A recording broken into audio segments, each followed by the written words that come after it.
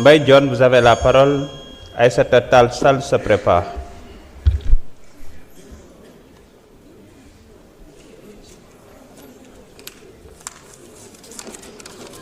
Assalamu alaikum, Monsieur le Président de l'Assemblée nationale, Madame la ministre de la Justice, garde des Sceaux, vos collaborateurs et ceux du ministre des Finances et du Budget, chers collègues.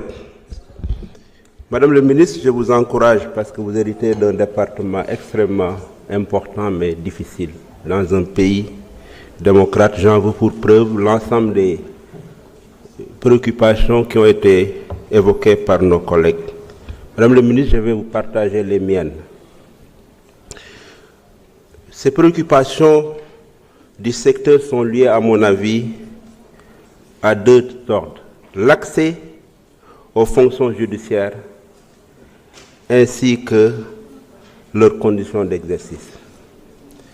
Madame le ministre, sur l'accès d'abord, je pense qu'il faut renforcer les effectifs de la justice. Il faut les renforcer en organisant des concours beaucoup plus fréquemment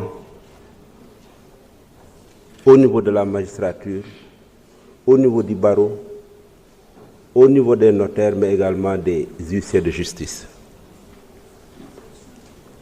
Nous avons beaucoup de diplômés jeunes en droit qui sortent des universités publiques et universités privées. Ils sont à la recherche d'emploi au moment où la justice a besoin d'effectifs renforcés. Le barreau a fait beaucoup d'efforts ces dernières années. Les notaires et les huissiers doivent en faire autant, mais surtout la magistrature. Madame le ministre, sur 18 millions de Sénégalais, nous avons 600 magistrats, ce qui fait un ratio de 1 magistrat pour 30 000 habitants. Si vous allez en France, ce ratio est de 1 magistrat pour 9 000 habitants. Pour la Côte d'Ivoire, qui est le voisin le plus proche, ce ratio est de 1 magistrat pour 15 000 habitants. Ça veut dire que nous devons faire des efforts pour que nos magistrats puissent travailler dans des conditions beaucoup plus décentes. Par rapport aux conditions d'exercice, il faut améliorer les statuts des magistrats, mais surtout les jeunes, parce qu'on a vu que dans les régimes antérieurs, on a accordé beaucoup de privilèges aux magistrats en âge de retraite. Mais les magistrats qui sont les plus jeunes ont été laissés à la rade. Je pense qu'il faut améliorer leur statut.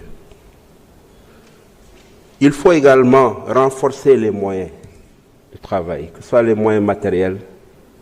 Dans tous les tribunaux, on a un déficit énorme de matériel. Mais renforcer leurs moyens financiers.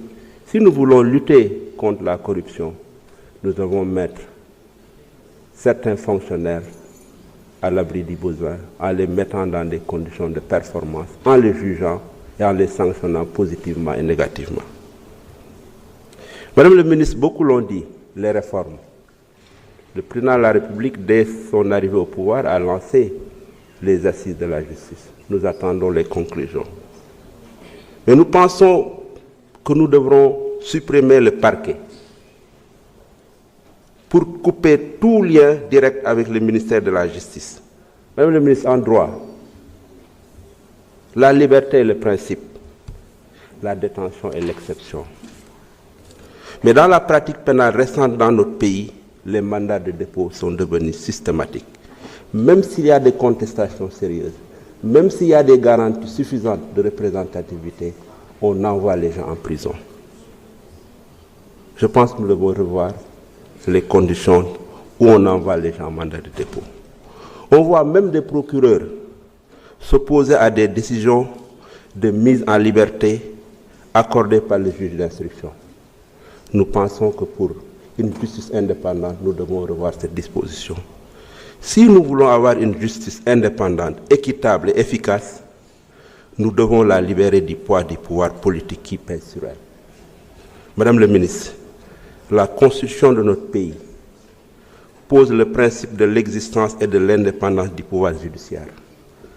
Faisons donc des réformes nécessaires appliquons les fortes conclusions de ces assises pour avoir une justice indépendante. Madame le ministre, je vous réitère mes félicitations pour la confiance renouvelée par les plus hautes autorités et je vous souhaite plein succès dans vos fonctions. Merci. Merci, honorable. Honorable Aïssata Tall Sall, vous avez la parole. Honorable Mohamed Aïb Selim Dafé se prépare.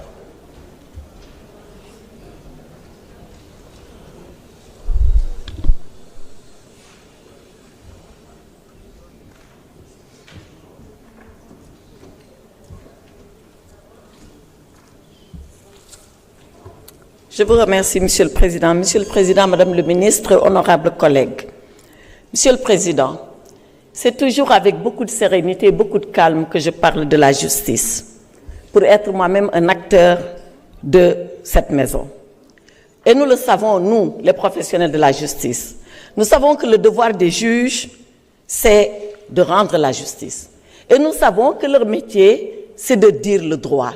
Je peux ici solennellement dire qu'au Sénégal, les juges s'acquittent de leurs devoirs et ils exercent correctement leur métier. Et que personne ne s'y trompe. Ici, au Sénégal, la magistrature est indépendante et les juges sont indépendants.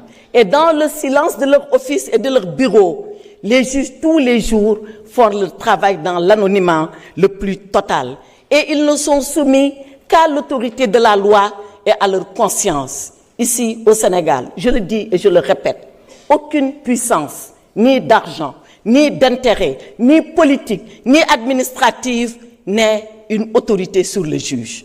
Le juge est absolument souverain dans sa façon de décider, d'analyser le dossier et de rendre la justice. Alors, depuis ce matin, j'entends des collègues, pas tous, certains, qui, comme des procureurs, viennent ici faire notre procès. Je refuse ce procès en sorcellerie qu'on est en train de nous faire.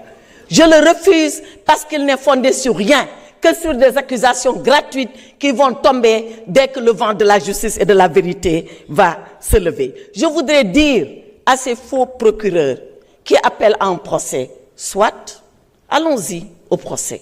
Et quand le procès aura lieu, il ne faudrait pas qu'ils soient les premiers surpris. La justice va passer. Elle va passer de la façon la plus indépendante. Elle va passer de la façon la plus libre.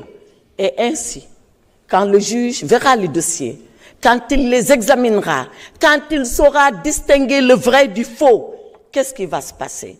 Eh bien, le juge, il va décider de punir le coupable, à la condition que sa culpabilité soit prouvée. Parce que dans notre système, personne ne peut être puni sans que sa culpabilité ne soit démontrée au préalable. Et que va faire le juge après?